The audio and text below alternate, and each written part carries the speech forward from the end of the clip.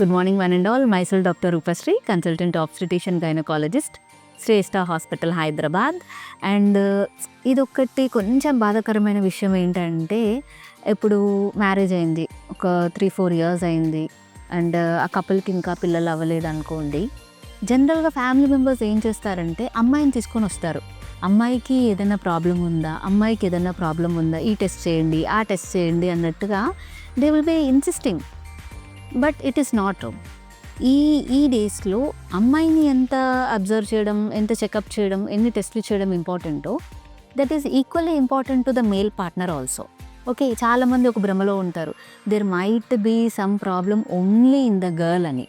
No, it is not at all right.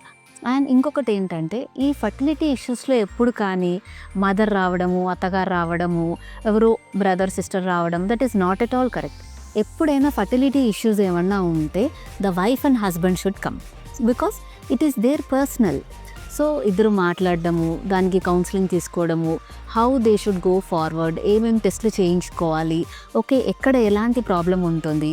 ఇప్పుడు జనరల్గా ఒక అమ్మాయికి అనుకోండి, బ్లడ్ టెస్ట్లు, హార్మోన్ టెస్ట్ ఉంటాయి. అది కాకుండా హెచ్ఎస్జి అనేది, అంటే మనకి ట్యూబ్స్ అనేవి క్లియర్ ఉన్నాయా లేవా అనడానికి హెచ్ఎస్జి అనేది చాలా ప్రామినెంట్గా చేస్తారు. అలాగే హస్బెండ్లో కూడా సీమెన్ ఎలా ఉంది, okay is it potent, sperm count ఎంత ఉంది, వాటి మొటిలిటీ ఎంత ఉంది, స్ట్రక్చర్ అనేది బాగుందా లేదా అనేది మనకి సీమెన్ అనాలిసిస్లో తెలుస్తుంది. సో ఫర్టిలిటీ ఇష్యూస్ ఏ ఉన్నా కూడా treating only a female partner అనేది absolutely wrong. Both wife and husband should take counselling, and both ఇద్దరు టెస్ట్లు అనేవి చేయించుకోవడం చాలా ఇంపార్టెంట్. Okay, thank you.